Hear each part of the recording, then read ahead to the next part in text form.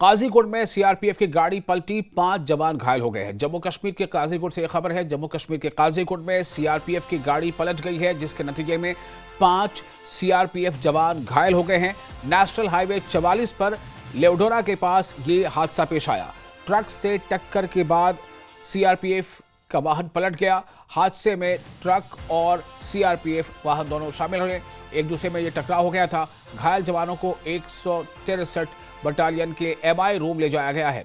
Inspector राजकुमार तिवारी समेत 5 जवान घायल हो गए हैं। सीआरपीएफ में इंस्पेक्टर राजकुमार तिवारी समेत 5 जवान घायल हो गए हैं। घायलों में एसआई, एएसआई और हेड कांस्टेबल शामिल हैं। जवानों के सिर, गर्दन, घुटने समेत कई जगह चोट आई है। छाती और पेट और जबड़े में भी चोटें आई हैं। हादसे के कारणों की जांच जारी है। इस वक्त की बड़ी खबर आपको दे रहे हैं। जम्मू कश्मीर के काजीगुंड से बड़ी खबर है। काजीगुंड में सोमवार सुबह नेशनल हाईवे 44 पर लेवडोरा के पास ट्रक और सीआरपीएफ यानी central reserve police forces CRPF की गाड़ी की टक्कर हो गई। टक्कर के बाद सीआरपीएफ की गाड़ी पलट गई, जिसमें 5 जवान घायल हो गए। घायल जवानों को इलाज के लिए 163 बटालियन सीआरपीएफ काजीगुंड के एमआई रूम ले जाया गया। वहीं जवानों के सिर, गर्दन, घुटने, छाती, पेट और जबड़े में चोटें आई हैं। फिलहाल हादसे की जांच जारी है।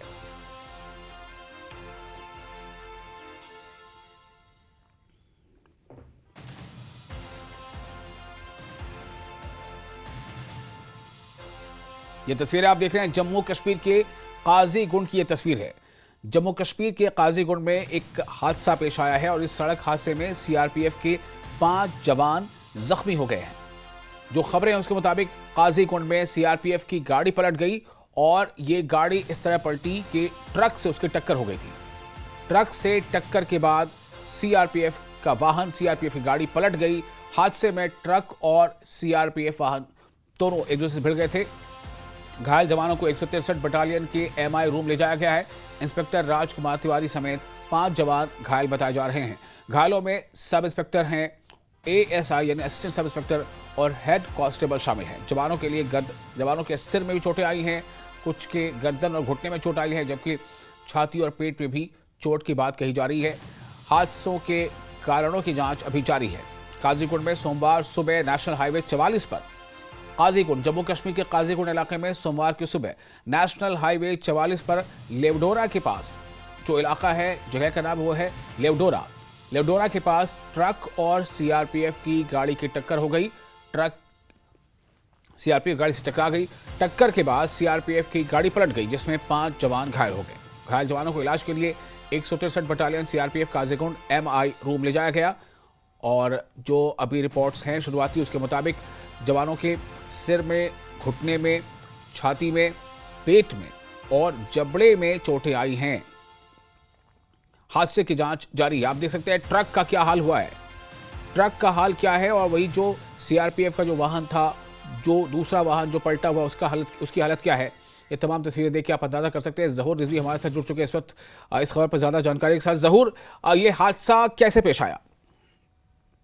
देखिए, मैं आपको बताऊं कि सीआरपीएफ की 46 बटालियन और यहाँ लेवडोरा काजीगुंड के मकाम पे यह हादसा पेश आया। आपने भी अभी बताया कि किस तरह से यह हादसा पेश आया, और विजुअल में भी अभी व्यूअर्स देख रहे होंगे कि ये जो हादसा है लेवडोरा काजीगुंड के मकाम पे, क्योंकि यहाँ यूजुअली भी सीआरपीएफ का गश्त जो है वो रहता है और गाड़ी रहती है, तो अचानक एक तेज रफ्तार जो ट्रक है उसे टकराई। उसके बाद ये पलट खा गई और गाड़ी में जितने भी लोग मौजूद थे, लगभग 5 एहलकार जो है वो जख्मी हो गए हैं। जबकि आपने खुद भी नाम बताया, नाम गिने आपने खुद भी, और उनको इमरजेंसी सूरत हाल में जो है यहाँ के मकामी अस्पताल में दाखिल किया गया काजीगुंड की। उसके बाद उन्हें दीगर इलाज मुआवजे के लिए जो है यहाँ जीएमसी में शिफ्ट कर दिया गया है। लेकिन हालात जो है वो सामान्य हैं और कहीं ना कहीं जितने भी एहलकार जख्मी हुए हैं इस हादसे में, उनकी हालत जो है वो मुस्तहकम बताई जा रही है। लेकिन 5 लोग यहाँ पे जख्मी हो गए हैं और जो 46 बटालियन जिनका ताल्लुक है, और ये जो बटालियन है ये श्रीनगर जम्मू कौमी शाहरा पे ही वाक़या है। इनका हेडक्वार्टर भी यहीं पे है और कहीं ना कहीं इनका गश्त रहता है और हमेशा से ये रहते हैं, चौकन्ना मुस्तहकम रहते हैं। लेकिन आज ये जो हादसा पेश आया, अलमनाक हादसा जिसमें ये 5 लोग 5 एहलकार जो है वो जख्मी हो गए हैं। फिलहाल सभी की हालत जो है वो मुस्तहकम बताई जा रही है और कहीं ना कहीं उनको दीगर मजीद इलाज के लिए जो है यहाँ के अस्पताल में, यहाँ के जीएमसी में जो है वो दाखिल कर दिया गया है। जी जी। साहब। ज़हूर, एक सवाल तो ये कि ट्रक ड्राइवर या ट्रक पे सवार जो लोग थे उनके बारे में क्या जानकारी है, क्या वो भी जख्मी है, पहला।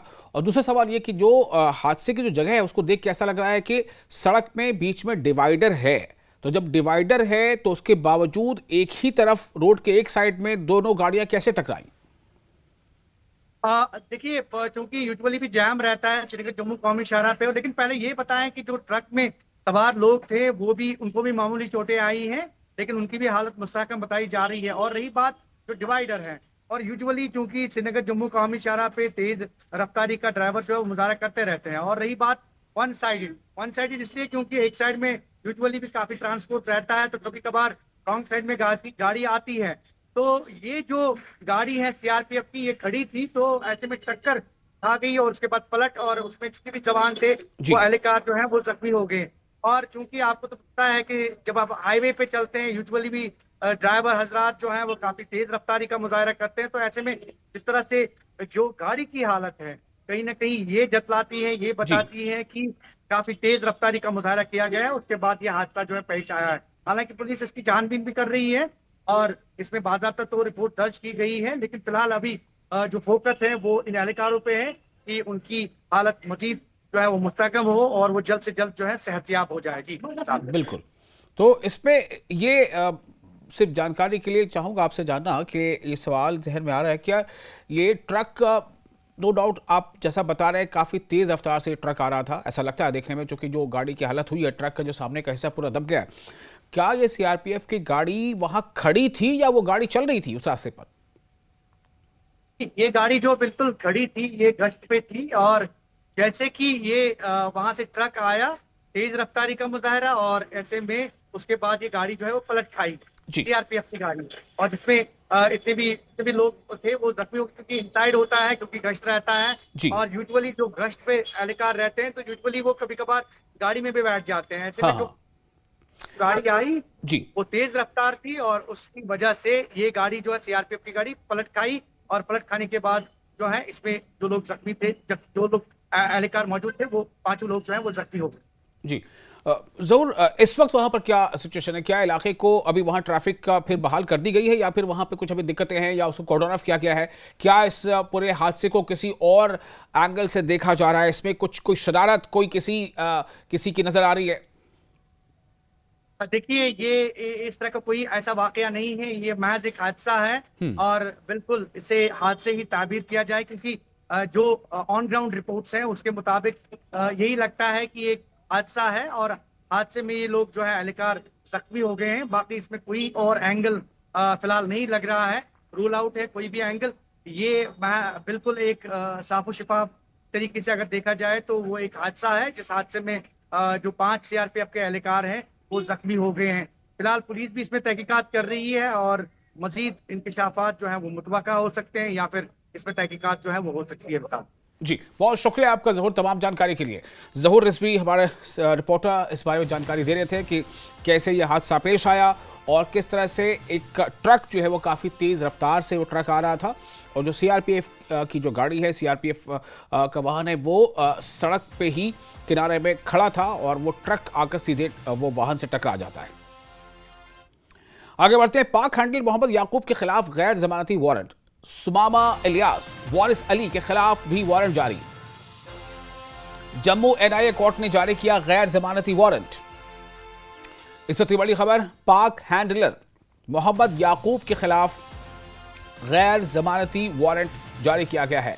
पाक हैंडलर मोहम्मद याकूब के खिलाफ गैर जमानती वारंट जारी किया गया है। सुमामा इलियास, वारिस अली के खिलाफ भी वारंट जारी। जम्मू एनआईए कोर्ट ने जारी किया है गैर जमानती वारंट।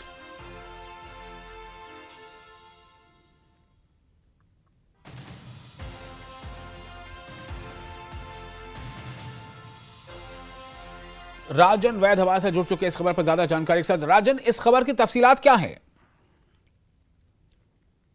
राजन, पाक हैंडलर मोहम्मद याकूब के खिलाफ जो गैर जमानती वारंट जारी किया गया, इसकी और क्या तफसील है? जी देखिए, जो मोहम्मद याकूब अलियास जो अबू सुमामा है वो पाकिस्तानी बेस्ड हैंडलर है, जिसके जी। खिलाफ जिसकी जो संलिप्तता है, जिसका जो इन्वॉल्वमेंट है वो मोहम्मद अकीब जो है कि जो कश्मीर घाटी में एनआईए के मुताबिक उन जिससे चाइनीज ग्रेनेड एवं लाइव कैटरेजेस मिले थे, उसमें जो है जांच में ये पाया गया था कि मोहम्मद याकूब की जो इन्वॉल्वमेंट है वो इसमें थी, और ये निर्देश जो है वो दिए गए थे कि जी। कश्मीर घाटी में बड़े पैमाने पे आतंकवादी घटनाओं को अंजाम देना है, जिसके चलते जो है एक एक सोची समझी साजिश के तहत जो है मोहम्मद याकूब की तरफ से जो है ये पूरा जो पाकिस्तान में बैठ के जो है वो निर्देश दे रहा था, डायरेक्शंस दे रहा था कि किस तरह से गड़बड़ी फैलानी है। जो चाइनीज ग्रेनेड है वो ऐसे इलाकों में जो है उससे धमाके करने की कोशिश थी जहां जी। ज़्यादा नुकसान हो सके। ऐसे में जिस तरह से एनआईए की जांच आगे बढ़ी उसमें कई तथ्यों का खुलासा हुआ है, और ऐसे में मोहम्मद याकूब क्योंकि भगोड़ा है, इसके लिए नॉन बेलेबल जो वारंट है वो एनआईए अदालत की तरफ से रिलीज किए गए, इशू किए गए हैं। जी जी। राजन, बहुत शुक्रिया आपका तमाम जानकारी के लिए। तो इस वक्त की एक बड़ी खबर आपको दे रहे थे जम्मू कश्मीर से। एक अहम खबर, जम्मू कश्मीर पाक हैंडलर मोहम्मद याकूब के खिलाफ गैर जमानती वारंट जारी किया गया है। सुमामा एलियास वारिस अली के खिलाफ भी वारंट जारी किया गया है। जम्मू एनआईए कोर्ट ने जारी किया गैर जमानती वारंट। और अब खबर में आगे बढ़ते हैं। जम्मू कश्मीर के रियासी में सर्च ऑपरेशन। स्थानीय लोगों ने 2 संदिग्धों को देखा। स्थानीय लोगों ने पुलिस को दी इसकी सूचना। शिकायत मिलने पर पुलिस ने शुरू किया ऑपरेशन। रियासी जिले के पौनी के जंगलों में स्थानीय ग्रामीणों द्वारा 2 संदिग्ध व्यक्तियों को देखे जाने की सूचना के बाद बड़े पैमाने पर सर्च ऑपरेशन शुरू किया गया है। जम्मू कश्मीर पुलिस के जवान संयुक्त रूप से इलाके में तलाशी अभियान चला रहे हैं। जम्मू कश्मीर से इस वक्त एक और अहम खबर। जम्मू कश्मीर के रियासी में सर्च ऑपरेशन। स्थानीय लोगों ने, मकामी लोगों ने 2 मुश्तबा अफराद को देखा, 2 संदिग्ध लोगों को देखा, और उसके बाद मकामी लोगों ने पुलिस को इसकी जानकारी दी। शिकायत मिलने पर पुलिस ने ऑपरेशन शुरू किया है। सर्च ऑपरेशन शुरू किया गया है। रियासी जिले के पौनी के जंगलों में स्थानीय ग्रामीणों द्वारा, जो वहां देही इलाकों में वहां के जो लोग हैं, मकामी लोग हैं, उनके जरिए 2 मुश्तबा शख्स, 2 संदिग्ध अफराद, 2 संदिग्ध व्यक्तियों को देखे जाने की सूचना के बाद बड़े पैमाने पर सर्च ऑपरेशन शुरू किया गया है। जम्मू कश्मीर पुलिस के जवान संयुक्त रूप से इलाके में तलाशी अभियान चला रहे हैं।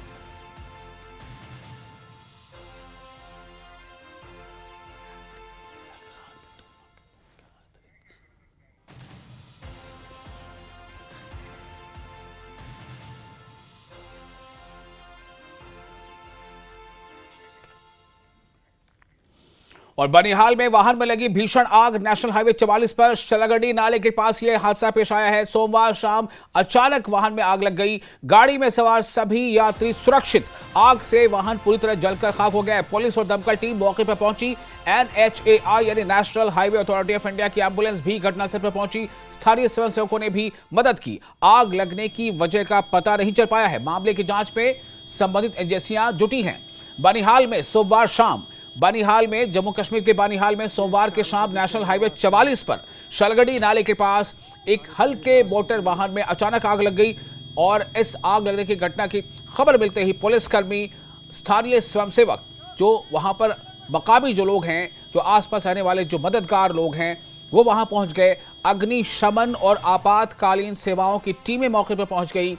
National highway authority of India की एम्बुलेंस ने भी घटनास्थल पर पहुंचकर जरूरी कार्रवाई की। राहत की बात यह रही कि वाहन में सवार सभी यात्री सुरक्षित बताए गए और किसी के हताहत होने की सूचना नहीं है। हालांकि आग इतनी भीषण थी कि वाहन पूरी तरह जलकर राख हो गया। नेशनल एंटी रैगिंग वीक के सिलसिले में Islamic university of science and technology Awantipora में एक अवेयरनेस प्रोग्राम ऑर्गेनाइज किया गया। Dean academic affairs professor Sheikh Ejaz Ahmad programme में स्पेशल गेस्ट के तौर पर शामिल हुए। इस मौके पर dean students doctor Monisa Qadri, dean outreach doctor Rohela, faculty member और बड़ी तादाद में स्टूडेंट्स मौजूद रहे। कार्यक्रम को संबोधित करते हुए डीन और फैकल्टी मेंबर्स ने रैगिंग के नुकसानदायक असर, स्टूडेंट्स के बीच आपसी सम्मान और कैंपस में एक सुरक्षित और महफूज और अच्छा एजुकेशनल माहौल बनाए रखने की अहमियत पर जोर दिया। प्रोग्राम में रैगिंग के खिलाफ जीरो टॉलरेंस पॉलिसी के वादे को भी दोहराया गया।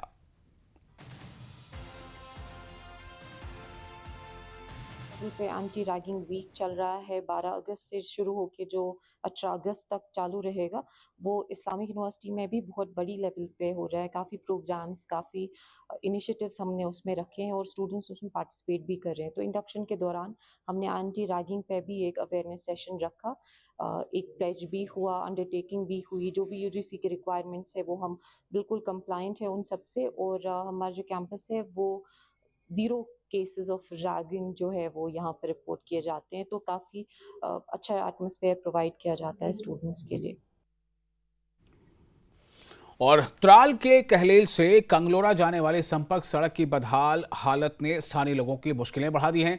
स्थानीय लोगों का कहना है कि सड़क की खराब हालत के बारे में कई बार संबंधित विभाग को बताया जा चुका है, लेकिन अभी तक इसकी मरम्मत नहीं की गई है।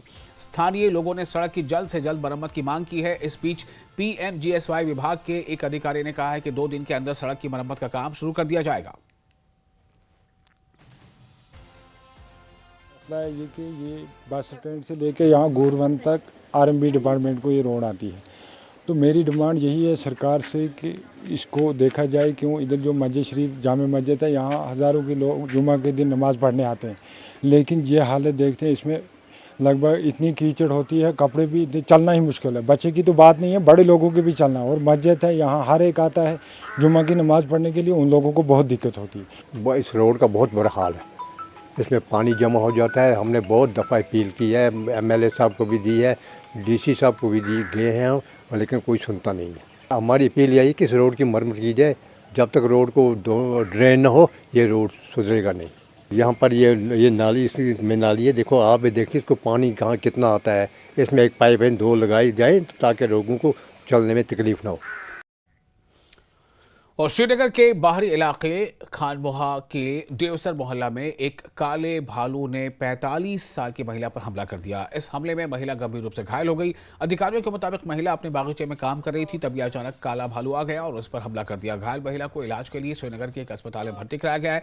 घटना के बाद वाइल्ड लाइफ प्रोटेक्शन डिपार्टमेंट की टीम ने भालू को ढूंढने और उसे काबू करने के लिए बड़े पैमाने पर सर्च ऑपरेशन शुरू किया।